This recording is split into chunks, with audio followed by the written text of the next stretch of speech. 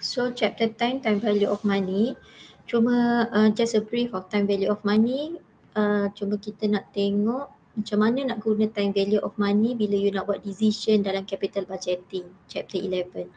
Okay, so when we talk about time value of money, time value of money dia adalah nilai duit kita. So for example, contohnya tahun ni parents you janji, okay, parents you kata okay, nanti 5 tahun akan datang I akan bagi you duit 3,000. Macam tu. So you nak tahu berapakah nilai 3,000 tu kalau you bawa kepada tahun sekarang. Okay, contoh lagi satu, kalau parents you bagi option, okay, you nak 2,000 tahun ni ke ataupun nak 3,000 2 tahun akan datang. Macam tu. So you nak kena compare sama ada it is better for you to get 2,000 tahun ini ataupun it's better for you untuk sabar sikit dan tunggu 2 tahun akan datang dapat 3,000. Macam tu. So you kena kira what is the time value of money. That is the concept of time value of money that relate with the personal finance. So but for today we want to look the relationship of the use of time value of money in relation with financial management. Okay, so this is simple example. Vivo intend to invest, okay, you tengok dekat sini contoh dia. Vivo Berhad intend to invest in buying a new machine for capital expenditure. Currently, the company has two options, machine A and machine B. Details information for both machine are as follow. So, machine A, machine B. The company sekarang ni dia nak beli mesin baru. So nak beli mesin baru, dia ada option sama ada mesin A ataupun mesin B. So sebelum company buat keputusan nak beli mesin A atau mesin B, macam kita juga kan. Kalau dalam individu kita sendirilah nak beli barang, you akan buat survey dulu. Macam tu juga dengan company. So sebelum company nak beli mesin, dia akan survey dulu. Mana satu yang bagus. So sekarang ni company ada dua offer. Mesin A, year 0. This is year year tahun lah. Year 0, 1, 2, 3, 4, 5. Year 0 refer to the current year. Tahun sekarang. Tahun sekarang, company tu evaluate tahun sekarang 2022. Dia tengok, okay, kalau dia beli mesin A, cost mesin ni 60,000. Dia beli mesin B pula, kos mesin B adalah 80,000. Okay, so kalau nak beli barang, kita tak boleh based on the cost itself. You tak boleh kata, okay, kalau macam tu kita nak ambil mesin A lah sebab mesin A ni lagi murah pada mesin B. Okay, you tak boleh only depend on the cost sahaja. You kena tengok juga berapa keuntungan ataupun projected profit yang kita akan dapat with the machine. Okay, so year 0 60,000 ini adalah kita punya apa? Kita punya cost. Okay, cost of the machine lah. Okay, ini cost. Machine A, cost dia 60,000, machine B cost dia 80,000. Year 0, I kata ini adalah current year. Okay, current year. Ataupun dalam time value of money, kita panggil dia adalah present value. Nilai duit sekarang. Current year, duit sekarang, tahun sekarang kita akan keluarkan 60,000. Macam tu. Okay, tahun ini year 1, year 2, year 3, year 4. Okay, both machine A and B projected to give you equal life. Dua-dua ni 5 tahun you akan pakai. Mesin A akan bagi you cash flow 25,000 constant setiap tahun up to 5 years. 25,000 tahun pertama, tahun kedua, tahun ketiga, tahun 4, tahun kelima. Okay. So kalau kita tengok dekat sini, yang 25,000 ni kita dah dapat ke belum? 25,000. Dah dapat ke belum? Belum. Belum dapat. Sebab kita dah beli ke belum macam ni? Dah beli ke belum? Vivo dah beli ke belum? Dah. Intent. Belum. Belum. So Vivo dia belum beli lagi mesin ni kan. So dia baru berangan dia nak beli. Macam tu. Okay, so bila dia baru ni, you tengok intend to buy. Ni kan. So dia tak beli lagi mesin-mesin ni semua ni. Okay. So, semua ni dia belum dapat you kata. So, ini adalah dia punya cash flow lah. Cash flow. Cash flow tahun pertama, cash flow tahun kedua, tahun ketiga, tahun keempat dan tahun kelima. Cash flow dia adalah constant. Okay. So, yang ini constant cash flow. You tengok duit ni belum dapat lagi. So, ini belum dapat lagi sebab itulah tahun pertama, tahun kedua, tahun ketiga, tahun keempat, tahun kelima. Ini kita panggil dia sebagai future value. Duit yang kita akan dapat pada tahun akan datang. Tahun pertama akan dapat berapa? Tahun kedua akan dapat berapa? Ni future value tahun kedua. Nilai duit tu. Amount kita akan dapat. Okay. So, ini cash flow. Kalau mesin B pula, cost dia, duit sekarang you akan keluar, which is your present value, you need to cash out 80,000 for the machine. And the machine projected to give you cash flow 10,000 tahun pertama, tahun kedua 30,000, tahun ketiga 40,000, tahun keempat 20,000, tahun kelima 20,000. Okay, so dia predict untuk bagi dekat you the different cash flow. So the types of cash flow here, machine A kita panggil dia sebagai constant cash flow ataupun annuity cash flow.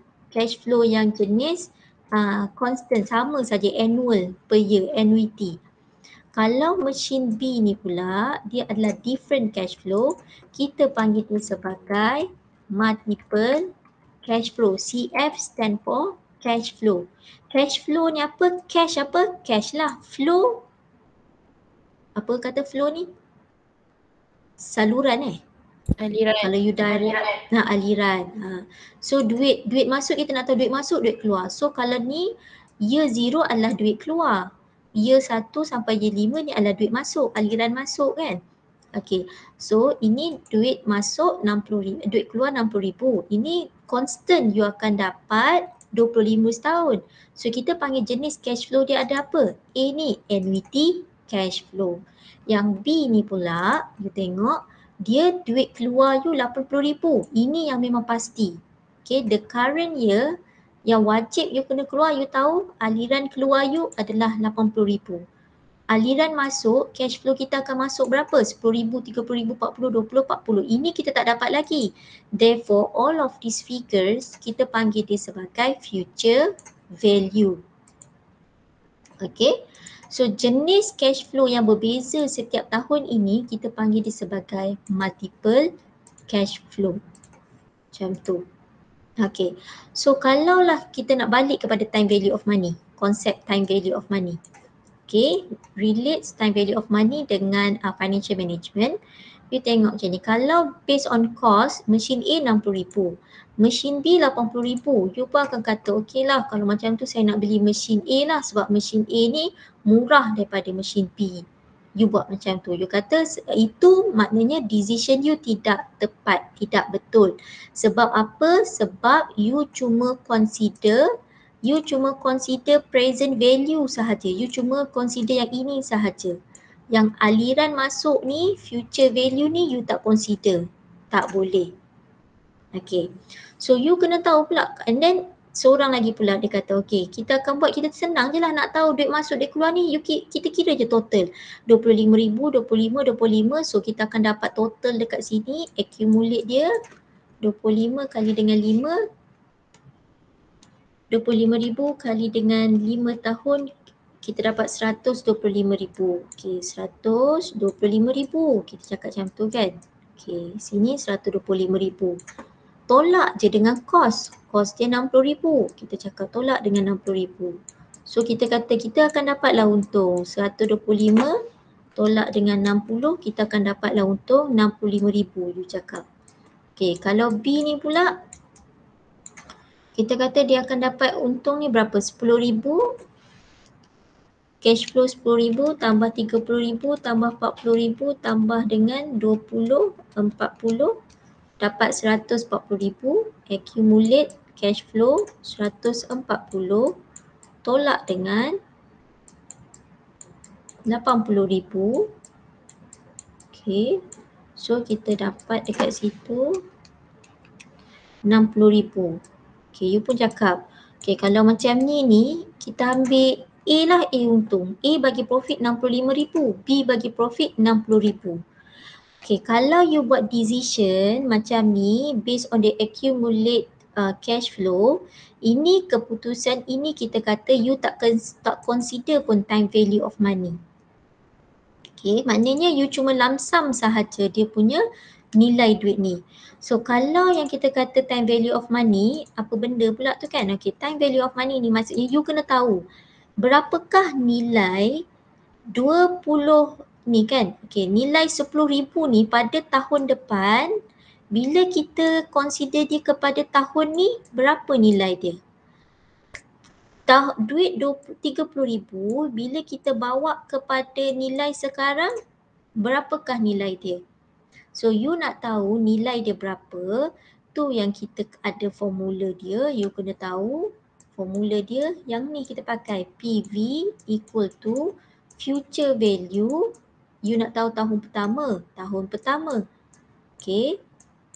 Present value interest factor, berapa persen expected return you nak kali dengan tahun dia lah.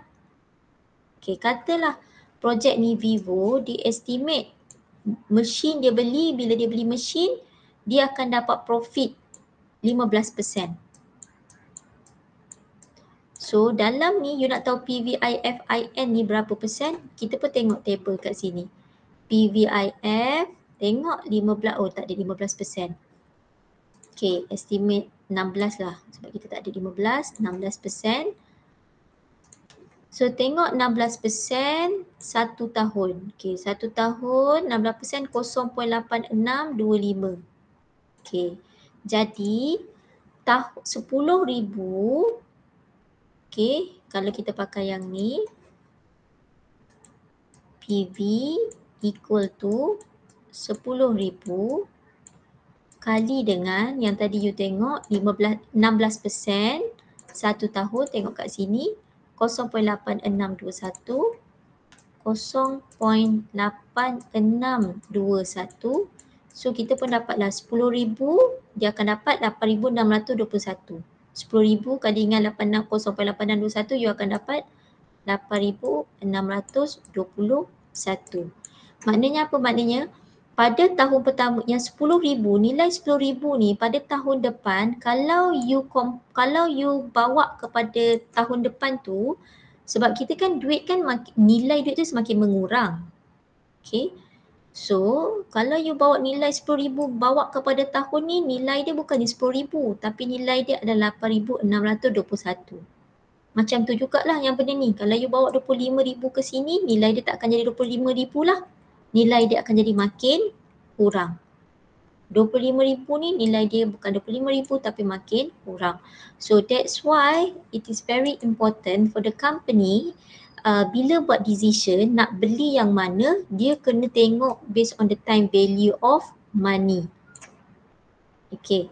So the basic idea of time value of money here, what we discuss here is about, I just want to explain to you macam mana company dia akan gunakan time value of money bila nak buat decision untuk select pembelian. Okay. So dia akan discountkan duit ini bawa kepada present value. Pada situlah. Okay.